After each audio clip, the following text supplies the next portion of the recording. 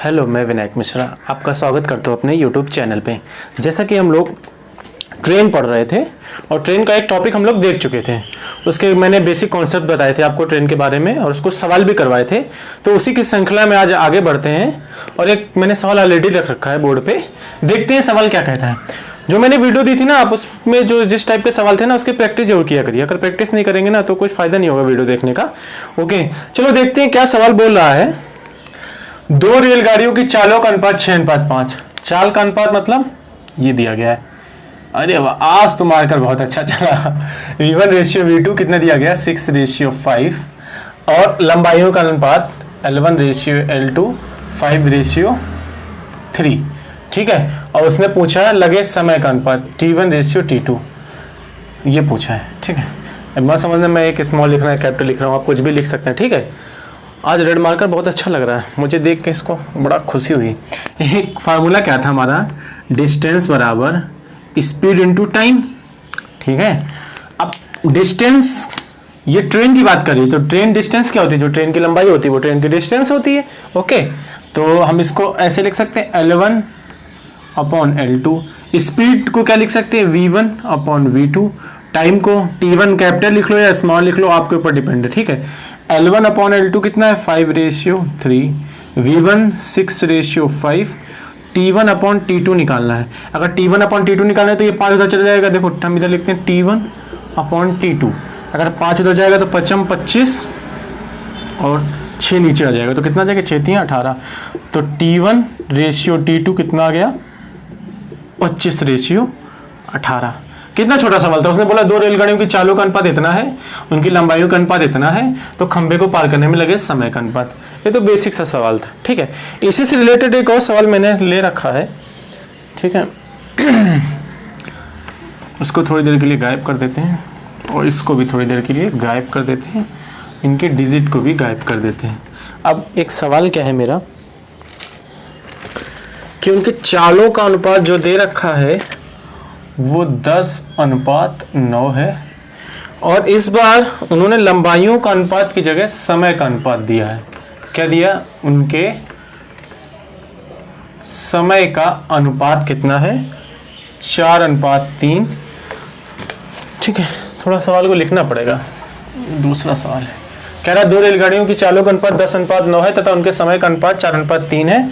फिर दोनों की लंबाइयों का अंतर 156 मीटर है। ठीक है, 156 मीटर है। तो छोटी वाली रेलगाड़ी की लंबाई बतानी है। छोटी वाली रेलगाड़ी की लंबाई ये बताना है हमको।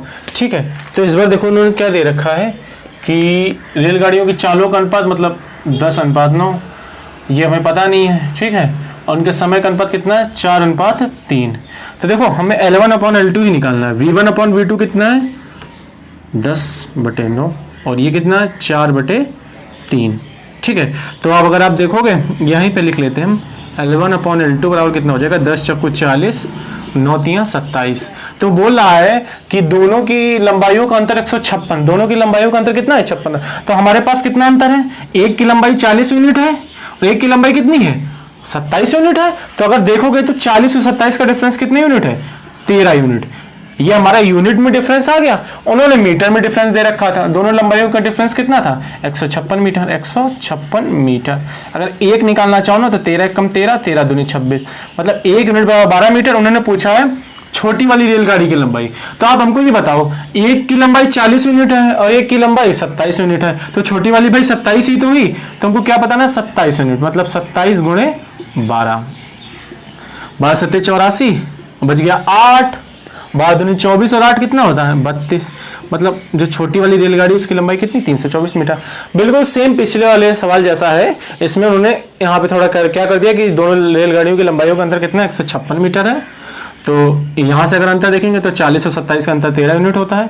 13 यूनिट बराबर 156 मीटर। छोटी वाली रेलगाड़ी की पूछी गई थी तो 1 यूनिट निकल गया। 13 कम 13, 13 दूनी 26, 27 निकालो, 12 सत्ते 84। ठीक है, और इधर 8 आ जाएगा तो 12 दूनी 24 और 8 कितना होता है? 32। ओके, अच्छा सवाल था और सरल सवाल था। आगे अच्छे सवाल लेते हैं। ये भाई मेरा डस्टर कहाँ चला गया? ये है।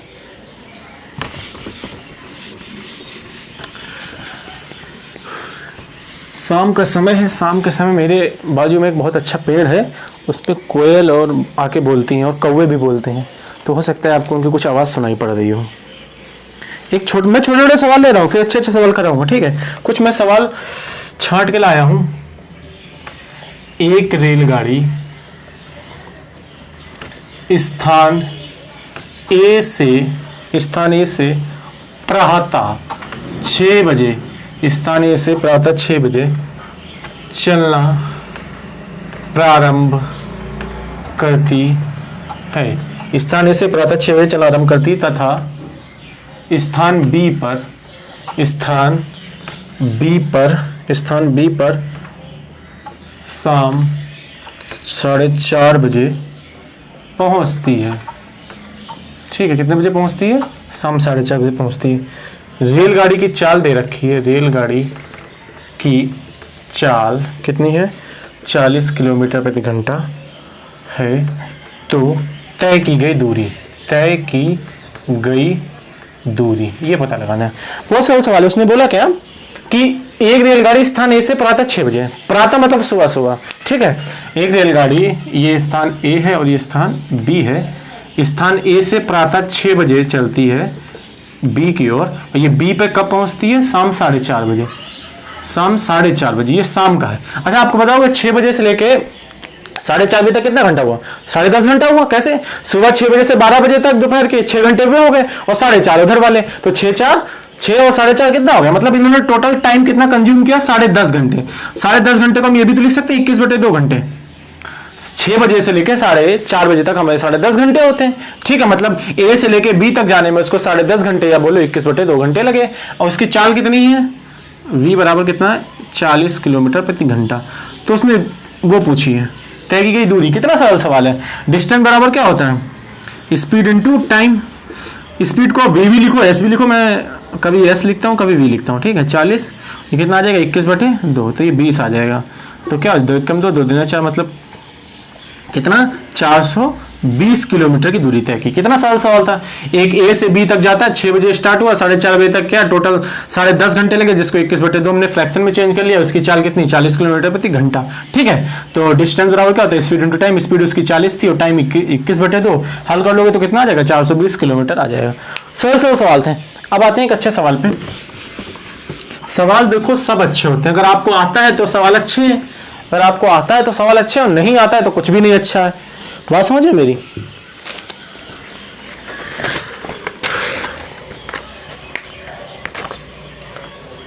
एक रेलगाड़ी एक समान चाल से, एक रेलगाड़ी एक समान चाल से चलते हुए 162 मीटर लंबे प्लेटफॉर्म को 18 सेकंड तथा 120 मीटर लंबे प्लेटफॉर्म को 15 सेकंड में पार करती है। तो चाल पूछी। तो क्या पूछी? चाल। बहुत ही सरल सवाल है। देखो, इसको अगर बेस से लगाओगे ना तो समझ लो गया, आपका टाइम हो गया, चला गया। जैसे उसने क्या बोला, मैं आपको इसका कॉन्सेप्ट समझाता हूँ, फिर मैं इसका ट्रिक बताऊंगा कैसे इसको लगाना। बेस से तो नहीं लगाना। उसका कहने का मतलब है कि ये कोई ट्रेन है, इसकी लंबाई मान लेते हैं L है, ठीक है। एक प्लेटफॉर्म है, इसकी लंबाई 162 मीटर है, इसको क्रॉस करने में 18 सेकंड लगा रही है। एक दूसरा प्लेटफॉर्म है और उसकी लंबाई कितनी है? 120 मीटर है, इसको पार करने में कितना लगा रही है? 15 सेकंड, ठीक है। ये एक ट्रेन इस प्लेटफॉर्म को पार करने में 18 सेकंड लगा रही है, ये ट्रेन इस प्लेटफॉर्म को पार करने में 15 सेकंड लगा रही है। तो आपको बेस तो पता है कैसे लगाना है कि मैं बार बार बता रहा हूँ, टाइम बराबर क्या होता है? Distance upon speed. डिस्टेंस, जब कोई ट्रेन किसी प्लेटफॉर्म को पार करती है तो उनकी डिस्टेंस ऐड हो जाती है, ठीक है। स्पीड इसकी होगी, v मान लेते हैं। टाइम कितना लगा? 18 सेकंड। ऐसे इसमें होगा टाइम बराबर डिस्टेंस अपॉन स्पीड। टाइम इसको कितना लग रहा? 15 सेकंड। डिस्टेंस ऐड हो जाएंगे, L + 120, अपॉन स्पीड तो सेम है, इन दोनों को हल करोगे तो आ जाएगा। लेकिन आपको पेपर में इतना बड़ा थोड़ी ना करना है, अगर आप इतना बड़ा करने पहुंच गए तो भाई सवाल आपका बड़ा इसके होने के साथ साथ आपका टाइम कितना जाएगा, आपने कभी वो सोचा है? आपको तो टाइम बचाना है ना, कोई भी एग्जाम देना तो आपको टाइम अपना बचाना है। जो जिस सवाल में हमारा टाइम बच गया ना तो आगे वाले सवाल में काम आ जाएगा। कभी कभी बड़ा और कैलकुलेटिव सवाल भी आ रहे हैं जिनको कुछ कर ही नहीं सकते हम। जैसे उसने क्या बोला कि एक रेलगाड़ी एक समान चाल से चलते हुए 162 मीटर लंबे प्लेटफॉर्म को 18 सेकंड में, 162 मीटर लंबे प्लेटफॉर्म कितने सेकंड में? 18 सेकंड में। और 120 मीटर लंबे प्लेटफॉर्म को कितने सेकंड में? 15 सेकंड में। अच्छा एक बात बताइए, ट्रेन तो वही है, ट्रेन तो वही है ना, ट्रेन की चाल भी वही है, ट्रेन की लंबाई भी वही है, ट्रेन सेम है, ट्रेन की चाल सेम है, ट्रेन की लंबाई सेम है। चेंज किसमें आया? प्लेटफॉर्म की लंबाई में। चेंज किसमें आया? प्लेटफॉर्म की लंबाई में। और चेंज किसमें आया? समय में आया। अगर प्लेटफॉर्म की लंबाई घटी है बढ़ी तो समय भी घटा या बढ़ा, लेकिन ट्रेन की लंबाई ना घटी ना ट्रेन की चाल घटी, वो हमारी कांस्टेंट है। वो हमारी क्या है? कांस्टेंट है। समझना, पहले ट्रेन 162 मीटर लंबे प्लेटफॉर्म को पार कर रही थी तो उसे कितना लग रहा था? 18 सेकंड। फिर उसने 120 मीटर प्लेटफॉर्म, मतलब प्लेटफॉर्म की लंबाई कितनी कम हो गई?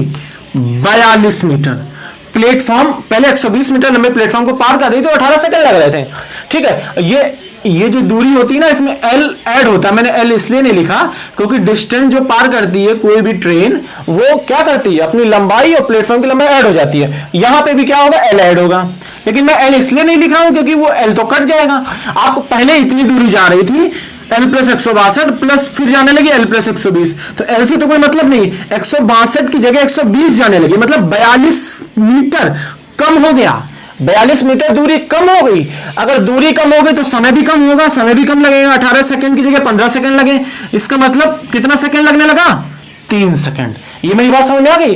पहले 162 मीटर की दूरी 18 सेकंड में जा रहा था, फिर 120 मीटर की दूरी 15 सेकंड में जाने लगा। अगर दूरी कम हो गई, अगर ट्रेन को दूरी प्लेटफॉर्म की कम मिल गई तो समय भी कम लगेगा। दूरी कितनी कम हुई? 42 मीटर, और समय कितना कम हुआ? 3 सेकंड। तो अगर 1 सेकंड में निकालोगे तो काटो इसको, ये 1 सेकंड तो कितना? 14 42 होता है 14 मीटर। 14 मीटर 1 सेकंड में, तो अब इसकी चाल कितनी है? 14 मीटर पर सेकंड। देखो लिख दे रहा हूं, फिलहाल ऐसा आप करना नहीं। v बराबर चाल बराबर है स्पीड बराबर डी बाई टी, तो इसकी d कितनी है? 24 मीटर, और t कितना है? 1 सेकंड। तो इसकी चाल जो कितनी आ गई? 14 मीटर पर सेकंड। ठीक है, कभी कभी तो इसको किलोमीटर में पूछ दिया जाए तो मीटर पर सेकंड को किलोमीटर प्रति घंटा बदलने का पता आपको क्या होता है? 18/5। कितना होता है? 18/5। तो 18 चक्कू कितना होता है? 72, बचा कितना? 7, और 18 और 7 कितना होता है? 18 और 7 25/5, तो 25 0, मतलब 50.4 किलोमीटर आ जाएगी। बात समझ में आ गई? कैसे किया हमने?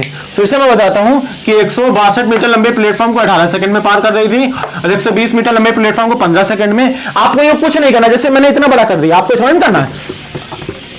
आपने क्वेश्चन पढ़ा, आप क्वेश्चन पढ़ते हुए सॉल्व हो गया, पढ़ा क्वेश्चन सॉल्व, आपने देखा कि 162 मीटर लंबे प्लेटफॉर्म को 18 सेकंड में और 120 मीटर लंबे प्लेटफॉर्म को 15 सेकंड में, मतलब प्लेटफॉर्म की लंबाई कम हो गई। कितनी कम हुई? 42 मीटर, और इधर सेकंड कितना कम हुआ? 3 सेकंड, मतलब 42 मीटर वो 3 सेकंड में। 42 मीटर कितने सेकंड में? 3 सेकंड में, तो 14 मीटर पर सेकंड आ गया। क्योंकि हमारी जो चाल होती है पर घंटा, पर सेकंड या पर मिनट होती है। इसका मतलब नीचे हमको 1 बनाना पड़ता है। नीचे क्या बनाना पड़ता है? 1। तो हमने यहाँ 1 बनाने के लिए 3 से भाग कर दिया, तो हमारा कितना आ गया? 14 मीटर पर सेकंड हमारी चाल आ गई। इसको किलोमीटर प्रति घंटा बदलने के लिए 18/5 से मल्टीप्लाई कर दीजिए। कितना सरल सवाल है कि नहीं? चलो आगे देखते हैं। अगर बेस से लगाओगे तो फिर लगाते रह जाओगे, फिर हमें नहीं पता क्या करोगे तुम लोग। तू ही मेरा यार, वाव हैं। ये सेम सवाल लिख दिए क्या?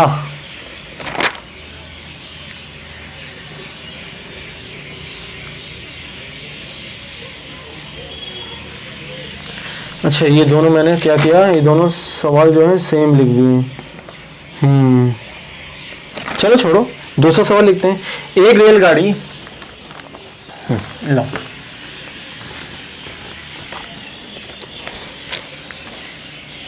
क्या करते हैं, लिखते हैं एक रेलगाड़ी रेलगाड़ी एक टेलीग्राफ पोस्ट तथा 264 मीटर लंबे पुल को पार करने में क्रमशः 8 सेकंड तथा 20 सेकंड का समय लेती हैं। 20 सेकंड का समय लेती हैं। तो रेलगाड़ी की चाल बतानी, क्या बतानी है? चाल। फिर वही सवाल देखिए, एक टेलीग्राफ पोस्ट तथा, देखो टेलीग्राफ पोस्ट का मतलब हो गया, देखो मैंने आपको स्टार्टिंग में बताया था, कोई ट्रेन किसी व्यक्ति खंबे या पेड़ को पार करे तो खुद की लंबाई चलती है, क्योंकि टेलीग्राफ पोस्ट या खंबा या किसी की कोई खुद की मतलब चौड़ाई, लंबाई तो नहीं बोलेंगे, लंबाई तो होगी भाई पेड़ की, तो कोई मतलब डिस्टेंस नहीं होती चलने के लिए। तो कोई भी ट्रेन किसी व्यक्ति या खंबे या पेड़ को पार करती है तो खुद की लंबाई के बराबर चलती है। वही टेलीग्राफ पोस्ट के साथ होगा। टेलीग्राफ पोस्ट है तो टेलीग्राफ पोस्ट को पार करने में तो कुछ लगेगा नहीं, तो मतलब खुद की लंबाई के बराबर चलेगी, ठीक है। और दूसरा, उसने 264 मीटर लंबे प्लेटफॉर्म को पार कर रहा है। एक टेलीग्राफ पोस्ट में खुद की लंबाई और 264 मीटर लंबे प्लेटफॉर्म को पार करेगी, तो खुद की लंबाई प्लस प्लेटफॉर्म की लंबाई। इसको पार करने में कितना लगा? 18 सेकंड। इसको पार करने में कितना लगा? 20 सेकंड। तो आप खुद ही देखिए तो कितना बढ़ रहा है, इधर 264 मीटर बढ़ रहा, इधर कितना बढ़ रहा है? 12 सेकंड। तो चाल पूछिए तो ये काटोगे 12 दूनी 24, 12 मीटर, इधर कितना आ जाएगा? इधर 22 मीटर आ गया। 12 दूनी 24, तो 22 मीटर 1 सेकंड में, तो इसकी चाल कितनी आ गई?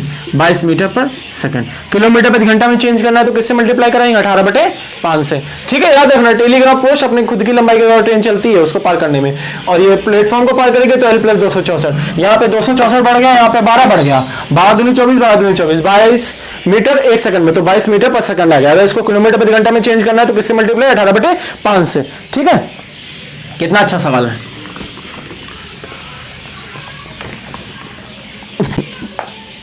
आपको चिड़ियों की आवाज आ रही होगी ना, पसीना बहुत जल्दी निकल आता है। अगला सवाल लेते हैं। एक रेल नहीं, छुक गाड़ी लिखो भाई, छुक गाड़ी। मुझे छुक गाड़ी बोलने में बड़ी मजा आती है। एक रेल 300 मीटर लंबे प्लेटफॉर्म तथा उस पर खड़े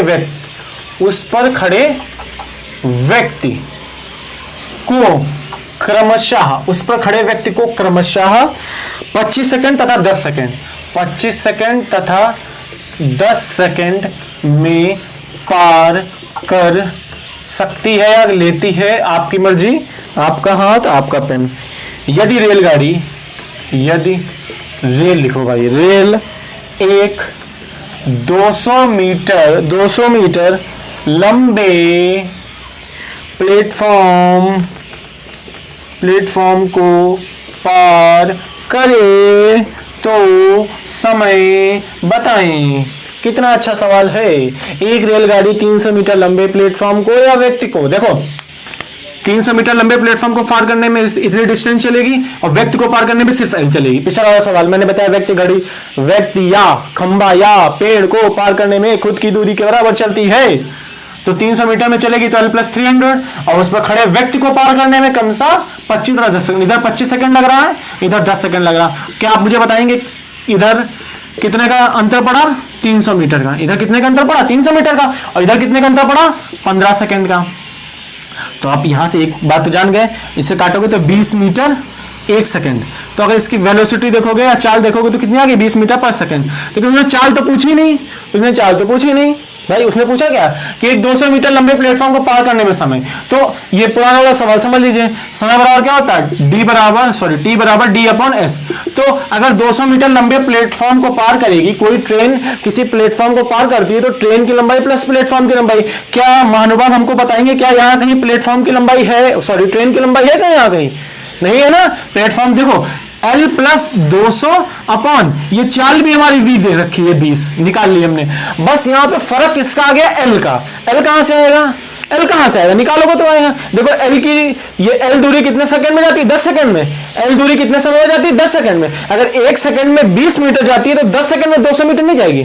अगर 1 सेकंड में 20 मीटर जाती है तो 10 सेकंड में 200 मीटर। यही एल, एल क्या है, ट्रेन की लंबाई।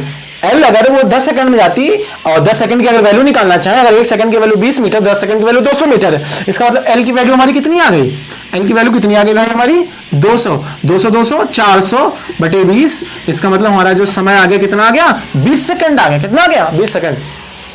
फिर से मैं बताता हूं, एक रेल छुक गाड़ी 300 मीटर लंबे प्लेटफॉर्म तथा उस पर खड़े व्यक्ति को पार करने में 25 सेकंड 10 सेकंड। अगर 300 मीटर लंबे प्लेटफॉर्म को पार करेगी तो प्लेटफॉर्म और ट्रेन की लंबाई जुड़ जाएगी, 25 सेकंड लगता है। और व्यक्ति को पार करेगी तो खुद की लंबाई के बराबर, तो ये 10 सेकंड लगेगा। इधर कितने का अंतर आ गया, 300 मीटर का। इधर कितने का, 15 सेकंड का। 15 दूनी 30, 20 मीटर 1 सेकंड, मतलब चाल कितनी होगी, 20 मीटर पर सेकंड। बस उसने पूछा है यदि रेल एक 200 मीटर लंबे प्लेटफॉर्म को पार करे, प्लेटफॉर्म को पार करने में समय बराबर दूरी बटे चाल। दूरी कितनी होती है, दूरी 200 मीटर। प्लेटफॉर्म की दूरी कितनी, 200 मीटर हो गई। लेकिन यहाँ पे एल चाहिए, क्योंकि ट्रेन किसी प्लेटफॉर्म को पार करती है तो दोनों की दूरियां ऐड हो जाती हैं। तो एल क्या होता है, एल ट्रेन की लंबाई और प्लेटफॉर्म की लंबाई तुमको पता थी, बस एल निकाल लेते। एल कहां से आ गई हमारी, यहां से। देखो ये 10 सेकंड में एल ही दूरी तो चल रहा है। अगर 1 सेकंड की वैल्यू 20 मीटर है तो 10 सेकंड की वैल्यू कितनी आ जाएगी, 200 मीटर। यहाँ पे 200 200 200 400 बटे 20 बराबर 20 सेकंड आ जाएगा। ठीक है, ऐसे निकालते हैं इस टाइप के सवालों को।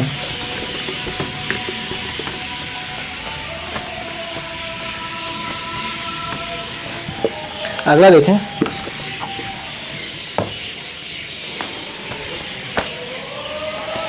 सवाल नंबर कौन सा था ये, जो भी हो देख लो अपना।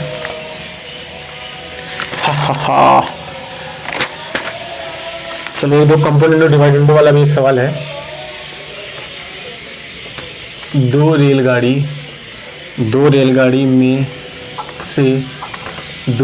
में से एक की लंबाई दूसरे रेलगाड़ी की लंबाई से 170 मीटर अधिक है, 170 मीटर अधिक है। विपरीत दिशाओं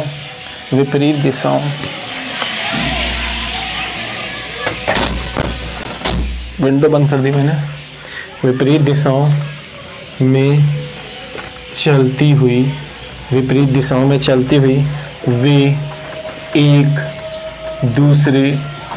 एक दूसरे को ये 10 सेकंड है कि 16 सेकंड है, 16 सेकंड तथा समान दिशा में चलते हुए 36 सेकंड में पार कर सकती हैं। 36 सेकंड में पार कर सकती हैं। धीमी गति वाली रेलगाड़ी की चाल 35 किलोमीटर प्रति घंटा है, तो तेज वाली की चाल कितना बड़ा सवाल है। उसने बोला है दो रेलगाड़ी में से एक की लंबाई दूसरे से 170 मीटर अधिक है। मतलब दो रेलगाड़ी हैं, उसमें से किसी की लंबाई एक से 170 मीटर अधिक है। अगर एक की एल है, दूसरे की एल प्लस 170 है। ठीक है, वो बोलता है कि विपरीत दिशाओं में चलते हुए वे एक दूसरे को 16 सेकंड में, अगर वो एक दूसरे की ओर मतलब विपरीत दिशा में चल रही तो 16 सेकंड में पार कर लेंगी। फिर बोला अगर समान दिशा में चले तो 36 सेकंड में, अगर इधर जा रही उधर ही दो जा रही है तो 36 सेकंड में पार कर लेंगी। यदि धीमी गति वाली रेलगाड़ी की चाल 35 किलोमीटर प्रति घंटा हो तो तेज वाली की चाल बताओ। मुझे बस आप एक इतना कॉन्सेप्ट मुझे बताना, सवाल तो बहुत सरल है। क्या है, रेलगाड़ी की लंबाई, आप समान दिशा में जाएं या विपरीत दिशा में आए, क्या रेलगाड़ी की लंबाई कम या ज्यादा होती है? अगर समान दिशा में जाएंगे तो भी जुड़ेगी, विपरीत दिशा में जाएंगे तो भी जुड़ेगी। रेलगाड़ी की लंबाई जुड़नी, घटती जुड़ती क्या है, वो चाल है। लेकिन रेलगाड़ी की लंबाई तो कांस्टेंट रहती है। मैं आपको बताऊं एक बात, मैंने एक लंबाई एल मान ली, दूसरी लंबाई कितनी मान ली, एल प्लस 170। ठीक है, एक लंबाई ये मतलब L1 है, ये क्या है L2 है। पहली रेलगाड़ी की लंबाई L मान ली, दूसरी की L प्लस 170। अगर हम चाहे समान दिशा में जाएं या विपरीत दिशा में जाएं, हमारी चालें तो ऐड होती हैं, हमारी दूरी तो ऐड होती है। तो दूरी अगर ऐड करोगे तो L प्लस 170 बराबर 2L प्लस 170।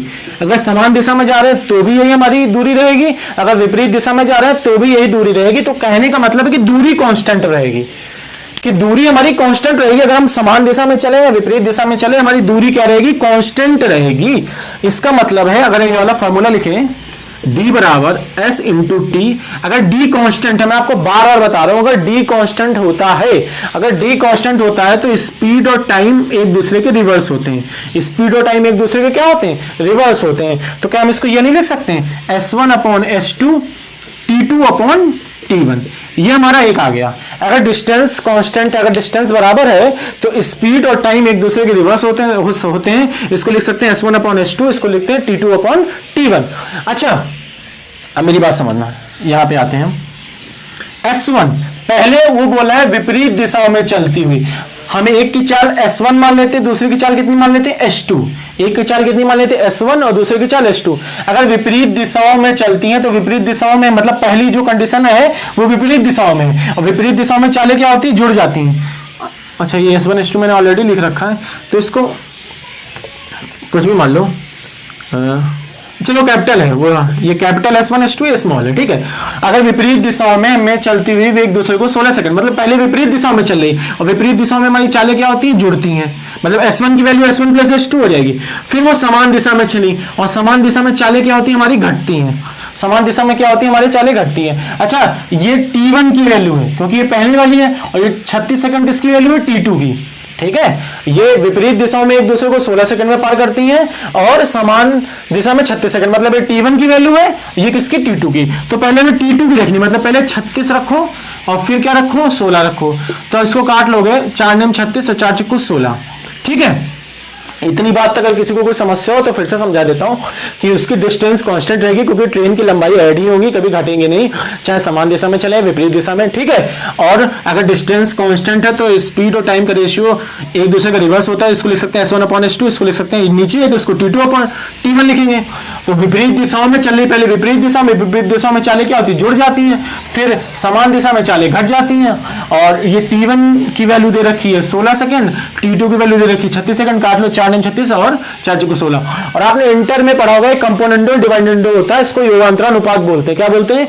योगांतरानुपात। इसमें क्या होता है कि कभी इस टाइप की हमारी इक्वेशन बनती है तो एक बार अंश और हर को जोड़ देते हैं, और एक बार अंश और हर को घटा देते हैं। एक बार क्या करते हैं? अंश और हर को जोड़ देते हैं, और एक बार अंश और हर को क्या करते हैं? घटा देते हैं। उसका रिजल्ट आता है, मैं एक बार आपको करके दिखा दूं, लेकिन पेपर में आपको करना नहीं है, उसका फाइनल रिजल्ट बताऊंगा। देखो, एक बार अंश और हर को अगर जोड़ दो, s1 प्लस s2 में अगर ये जोड़ दो s1 माइनस s2, और एक बार अंश में से हर को घटा दो, एक बार जोड़ दिया s1 प्लस s2 में s1 माइनस s2, और इसको घटाएंगे तो प्लस का s1 माइनस का हो जाएगा, माइनस का s2 प्लस का हो जाएगा। ये 9 4 13 और 9 में से 4 गया 5। तो आप देखोगे कि s2 से s2 चला गया और s1 से s1, तो ऊपर कितना आ गया? 2s1, नीचे कितना आ गया? 2s2, 2 से 2 भी चला गया, तो सिर्फ क्या बचा? s1 upon s2। अगर आप बार बार लगाओगे ना, अगर बार बार लगाओगे तो आपको पता चलेगा कि इस टाइप में कंपोनेंडो डिवाइडेंडो लगाने से जो दो हमारे टर्म होते हैं उन्हीं का रेशियो आ जाता है। जो दो हमारे टर्म्स होते हैं s1 s2, उन्हीं का रेशियो आ जाता है। तो ये 9 4 13 और 9 में से 4 गया 5, 9 4 13 9 में से 4 गया 5। अच्छा, ये जो कहा गया धीमी गति वाली रेलगाड़ी की चाल 35 किलोमीटर प्रति घंटा है। अच्छा, हमको एक बात बताओगे, जो धीमी गति वाली रेलगाड़ी होगी वो कौन सी होगी? धीमी गति वाली रेलगाड़ी होगी वो कौन सी होगी? तो उसके लिए हम क्या, इस धीमी गति वाली रेलगाड़ी की चाल कितनी दे रखी? 35 किलोमीटर प्रति घंटा। और हमको तेज वाली रेलगाड़ी की चाल निकालनी है, ठीक है। तो आप इसमें से देखो, आप मेरे को बताओ, एक की चाल 13 यूनिट आ रही है और एक की चाल 5 यूनिट आ रही है, तो धीमी गति वाली 5 यूनिट वाली हुई, धीमी गति वाली 5 यूनिट। 5 यूनिट की वैल्यू अगर 35 किलोमीटर प्रति घंटा है, तो अगर 5 सतह 35, तो यहां से 7 से मल्टीप्लाई करेंगे, 13 सतह 91 आ जाएगा। अगर ये भी ना समझ में आ गया ना, अगर ये भी ना समझ में आए, तो यहां सीधे सीधे आप s2 की वैल्यू 35 रख दीजिए। तो 5 सतह 35, 13 सतह 91, कितना आ जाएगा? 91 किलोमीटर प्रति घंटा। हमने कैसे पहचाना धीमी गति वाली कौन है? क्योंकि एक की चाल 13 यूनिट है, एक की चाल 5 यूनिट है, तो जो 5 यूनिट है वही तो चाल कम होगी ना, जो यूनिट कम वो चाल कम, इसलिए हमने s2 की जगह कितना रख दिया? 35। 5 सतह 35, 13 सतह 91 किलोमीटर प्रति घंटा। बहुत ही अच्छा सवाल था, और ये भी कुछ नहीं करना, आपको डायरेक्ट यहाँ से 1 2 स्टेप है इस सवाल में, इससे ऊपर कोई स्टेप नहीं है सवाल में। आई होप आपको समझ में आ गया होगा। आगे बढ़ते हैं, अगर नहीं समझ में आया तो थोड़ा रिवर्स करके देखें, समझ में आएगा।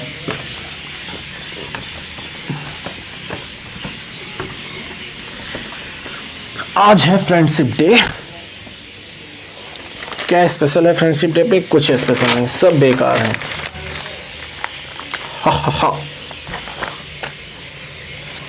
अगला देखें, ये सवाल देखो, बहुत अच्छा सवाल है, देखते उड़ा देना है। मुझे अच्छा लगा इसलिए मैंने उठा लिया। एक ट्रेन में 23 बोगी है, एक ट्रेन में 23 बोगी है, प्रत्येक की लंबाई 49 मीटर है, प्रत्येक की लंबाई 49 मीटर है। यह ट्रेन एक खंबे को पार करने में 115 सेकंड लेती है। कितना लेती है? 115 सेकंड लेती है। अगर 9 डिब्बे अलग हो जाएं, अगर 9 डिब्बे अलग हो जाएं तो बाकी 14 डिब्बे खंबे को पार करने में कितना समय लेंगे? खंबे को पार करने में कितना समय लेंगे?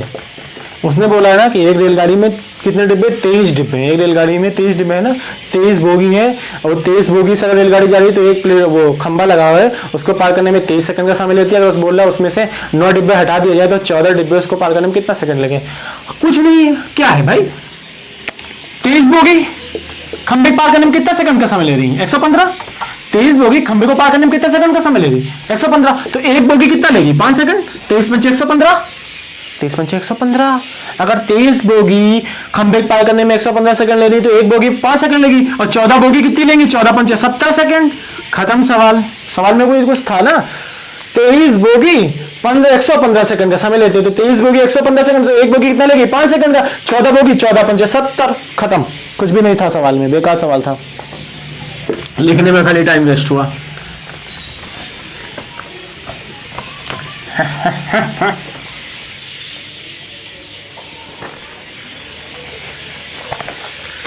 देखो, एक ये सवाल है, इसका मैं डायरेक्ट आपको फार्मूला ही बता दे रहा हूं, अक्सर आता है।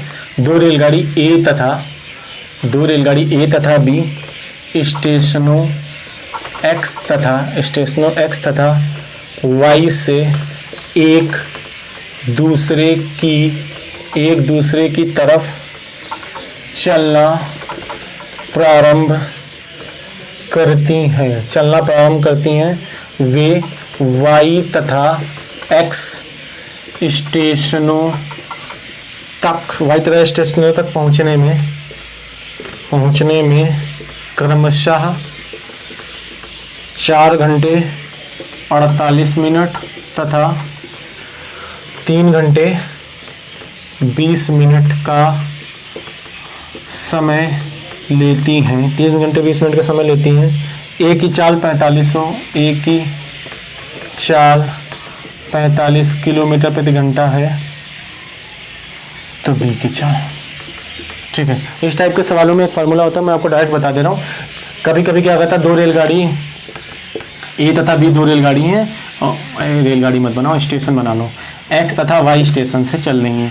एक रेलगाड़ी यहाँ से चली, वहाँ पे पहुँच गई, वहाँ से चली, यहाँ पे पहुँच गई, यहाँ से चली, वहाँ पहुँच गई। दूसरी वाली एक यहाँ से चली, ए इधर पहुँच गई और बी इधर पहुँच गई। इसको पहुँचने में जितना समय लग रहा और इसको पहुँचने में जितना समय लग रहा, तो इसका एक रिलेशन होता है चाल और समय का। ये v1/v2 बराबर √T2/T1। v1/v2 ये सॉल्व भी कर सकते हैं कैसे आता है, बट इसको डायरेक्ट याद रखेंगे। v1/v2 बराबर T2/T1। तो पहली रेलगाड़ी कहाँ गई? इसको कितना लगा? 4 घंटे 48 मिनट। 4 घंटे 48 मिनट, 48 मिनट को घंटे में चेंज करो, 60 से भाग करोगे ना, 5 चौक 48, 12 पंचे 60, मतलब 5 चौक 20, 4 24/5 घंटे आ गया T1। ठीक है, और T2 निकाले तो उसको कितना लग रहा है? 3 घंटे 20 मिनट। 3 घंटे 20 मिनट को चेंज करो घंटों में, 20 3 60, 1/3। 3 घंटे 20 मिनट था ना, 3 3 9 1 10/3, कितना आ गया? 10/3। और उसने ए की चाल दे रखी, मतलब v1 दे रखा 45 किलोमीटर प्रति घंटा। सब वैल्यू रख दो। v1 की वैल्यू कितनी रख दें यहाँ पे? 45। v2 इतना आ जाएगा। t2 कितना है? t2 10/3। ठीक है, और t1 कितना है? 24/5। 24 और 5 ऊपर चला जाएगा। ठीक है, अब इसको काटोगे तो 2 से कटेगा, 2 पंचे 10 और 12, तो ये 45/v2। ऊपर देखोगे तो 25 आ जाएगा, नीचे कितना आ जाएगा? 36 आ जाएगा। इसको क्या बोल सकते हैं? 5/6। तो 5 नेम 45, 9 छाक 54, तो V2 की वैल्यू कितनी आ गई 54 किलोमीटर प्रति घंटा। V2 की वैल्यू कितनी आ गई 54 किलोमीटर प्रति घंटा। कभी भी एक इधर से जाए दूसरी उधर से आ गए तो उनका रिलेशन होता है V1/V2 बराबर √T2/T1। सब वैल्यू दे रखी हो, किसी एक वैल्यू को पूछ सकता है, ठीक है। और इसको बेस से लगाओगे तो बहुत लंबा आ जाएगा, और बेस को सॉल्व करके ही ये फॉर्मूला याद रखा है। कोई आपको फॉर्मूले याद करने पड़ेंगे, ठीक है।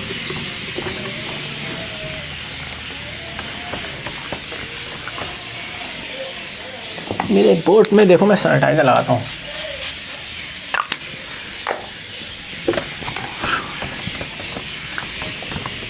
तू ही मेरा यार, तू ही मेरा प्यार। एक सवाल और देखते हैं।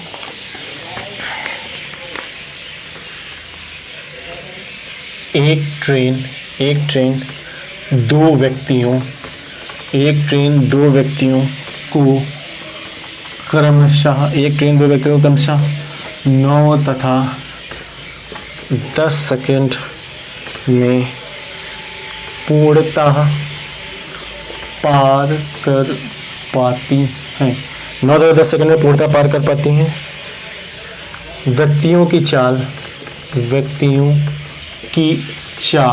2 किलोमीटर प्रति घंटा तथा 4 किलोमीटर प्रति घंटा है।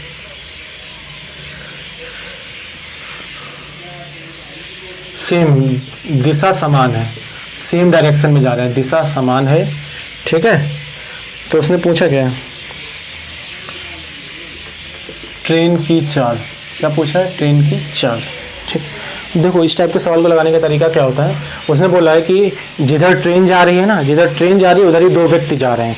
जिधर ट्रेन इधर जा रही है उसी साइड दो व्यक्ति जा रहे हैं। दोनों व्यक्ति को पार करने में इसे 9 सेकंड तथा 10 सेकंड का समय लगता है। देखो पहले तो हम इसको एक बेस से बताएंगे, फिर इसका ऐसा फाड़ू तरीका बताएंगे कि आप देखते इसको हल कर देंगे। मैं समझाता हूँ। ये एक ट्रेन है, ठीक है। ये एक व्यक्ति है चुन्नी लाल, ये मुन्नी लाल है, ठीक है। इनको पार करने में 9 सेकंड का समय लगता है, इसको पार करने में 10 सेकंड का समय लगता है। इसकी लंबाई L मान लो, इसकी चाल कितनी मान लो, हाँ इसकी चाल दे रखी है ना, नहीं दे रखी, इसकी चाल S मान लो।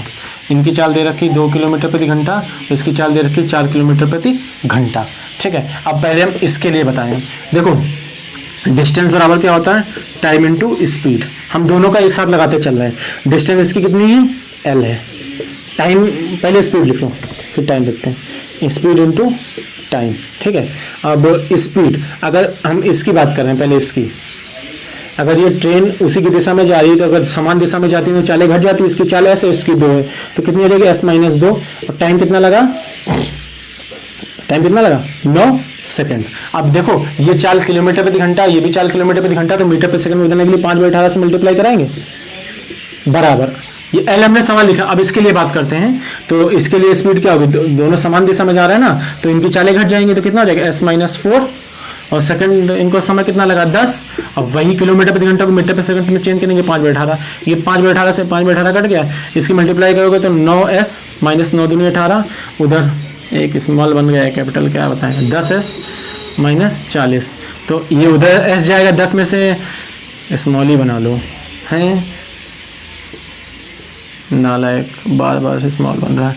10S में से 9S गया, S बचा, 40 रहेगा, 40 में से 8 गया, कितना गया, 22। इसका मतलब 40 की कितनी आ गई, 22 किलोमीटर प्रति घंटा, ठीक है। कभी कभी इसकी दूरी भी पूछ ले तो यहाँ पे 22 उठा के यहाँ पे रख देंगे, यहाँ से इसकी क्या निकल आएगी, लंबाई निकल आएगी। बात समझ में आएगी। एक ट्रेन पहले इस व्यक्ति को फिर इस व्यक्ति को पार कर रही थी, तो वही फंडा सेम है। डिस्टेंस बराबर क्या होता है, स्पीड इनटू टाइम। स्पीड अगर समान दिशा में जाए तो चालें घट जाएंगी। टाइम कितना, 9 सेकंड। ये किलोमीटर प्रति घंटा को मीटर प्रति सेकंड में चलने के लिए 5/18, वही सेम उसके साथ है। इसका एक फालतू तरीका ये होता है, देखना, अगर मैं इसको बोलूं, एक पहले वाली की चाल 2 किलोमीटर प्रति घंटा है, दूसरे वाली की चाल 4 किलोमीटर प्रति घंटा है। ये 9 सेकंड में पार कर रही है, ये दूसरा 10 सेकंड में पार कर रही है। देखो मैं इसको डायरेक्ट बता दूंगा, आपको लगेगा कैसे बता दिया। 9 दूनी 18 कर लो, 18 मीटर या किलोमीटर जो भी मान लो, चल गई। ये किलोमीटर ही चलेगी, ठीक है, फिलहाल मीटर नहीं चलेगी। ये 10 चक्कू 40, ये 1 सेकंड। अच्छा, ये पहला वाला 18 किलोमीटर चल रहा है, पहले वाले अगर व्यक्ति को देखा जाए 9 सेकंड में। ट्रेन पहले वाले व्यक्ति तक पहुंचने में कितना, 18 किलोमीटर चल रही है, और दूसरे वाले व्यक्ति तक पहुंचने में 40 किलोमीटर चल रही है। तो इन दोनों का अंतर कितना है, 22 किलोमीटर। और ये कितने समय में, 1 सेकंड में, लेकिन वो घंटा है, लेकिन वो क्या है, घंटा है। लेकिन आप समझ रहे हो क्या बेवकूफ बना दिया, लेकिन यही सही है। फिलहाल देखो आपको क्या करना है, अगर सवाल आ जाए इस टाइप का तो 2 किलोमीटर प्रति घंटा, 4 किलोमीटर प्रति घंटा और 9 सेकंड और 10 सेकंड, तो ये 9 दूनी 18, 10 चक्कू 40, दोनों का डिफरेंस 22 किलोमीटर प्रति घंटा, और इन दोनों का डिफरेंस कितना, 1। 9 सेकंड से 10 सेकंड पहुंच गया ना, तो 1 सेकंड मतलब 1 घंटा। अब देखो मैं समझा दूंगी ऐसा क्यों हो गया, यूनिट का फेरबदल क्यों हो गया। कोई फेरबदल नहीं होगा, मैं आपको समझाता हूं कैसे यूनिट का फेरबदल हुआ। अच्छा एक बात बताइए मुझे, ये 9 सेकंड है, अगर आप इसको घंटे में चेंज करना चाहें तो सेकंड को घंटे में चेंज करने के लिए आपको 3600 से भाग करना पड़ेगा, सेकंड को घंटे में चेंज करने के लिए किससे, 3600 से। और अब तो समझ गया, ये 9/3600 घंटे हो गए, 10/3600 घंटे हो गए। ये हमारा टाइम है, ये हमारा क्या है, स्पीड है। अगर डिस्टेंस निकालनी होती है तो क्या करते हैं, स्पीड इनटू टाइम, इनकी मल्टीप्लाई करोगे 9 दूनी 18/3600 किलोमीटर, किलोमीटर ही तो आएगा ना, ये और कट जाएगा। इनकी मल्टीप्लाई करोगे 10 चक्कू 40/3600 किलोमीटर, ठीक है। अब ये पहले व्यक्ति तक पहुंचने में इतनी दूरी चल रही, दूसरे व्यक्ति तक पहुंचने में इतनी दूरी, दोनों दूरियों का डिफरेंस कितना, दोनों दूरियों का डिफरेंस कितना, 40 में से 18 गया 22/3600 किलोमीटर, 22/3600 किलोमीटर। लेकिन दूरियों का डिफरेंस तो इतना है, लेकिन समय का डिफरेंस कितना, समय का डिफरेंस कितना आया, 9/3600 और 10/3600, मतलब 1/3600 और 1/3600 और स्पीड या वी बोलो एस बोलो, एस बराबर क्या होता है, d/t। तो d की वैल्यू हमारी कितनी है, 22/3600 और टाइम कितना, 1/3600। फाइनली आपने देखा 36 से 3600 कट गया तो 22 किलोमीटर प्रति घंटा, इसीलिए मैं 3600 लेके नहीं चल रहा था। फाइनली देखोगे तो 3600 से 3600 कट ही जाएगा, तो इसलिए 3600 लेके ही नहीं चल रहा है। आपने डायरेक्ट यहां 9 दूनी 18 किया और 10 चक्कू 40, 18 में से 40 गया मतलब 22, और इधर 1 का अंतर मतलब 22 किलोमीटर प्रति घंटा हमारी उसकी क्या आ गई, चाल आ गई। बहुत ही अच्छा सवाल था और आज अच्छे सवाल मैंने डिस्कस किया। अगर उसके अभी कुछ थोड़े बहुत सवाल रह गए हैं तो मैं एक अच्छा पार्ट लेके आऊंगा टफ सवाल का। अगर आपको वीडियो अच्छी लगी तो लाइक शेयर एंड सब्सक्राइब जरूर कीजिएगा, कमेंट करके बताइएगा आपको कौन सा पार्ट अच्छा लगा, कौन सा सवाल अच्छा लगा। अगर आपके पास कोई भी सवाल हो जो आपको समझ में ना आ रहा हो देन यू कैन कमेंट करके बता सकते हैं, मैं उसको सॉल्व करने की कोशिश करूंगा। बने रहिए, पढ़ते रहिए, स्वस्थ रहिए। अमित शाह जी को आज कोरोना पॉजिटिव निकले हैं, तो अपनी ख्याल रखिए, घर में रहिए, मास्क लगाइए, सैनिटाइजर का यूज़ करिए, मतलब जो प्रिकॉशन ले सकते हैं सब कुछ प्रिकॉशन लीजिए, क्योंकि ज़िंदगी से बड़ा कुछ भी नहीं होता। अगर आपकी ज़िंदगी है तो सब कुछ है आपके पास, ठीक है। आज बहुत ही धुआंधार क्लास हुई है, मिलते हैं कल, बाय बाय, टाटा।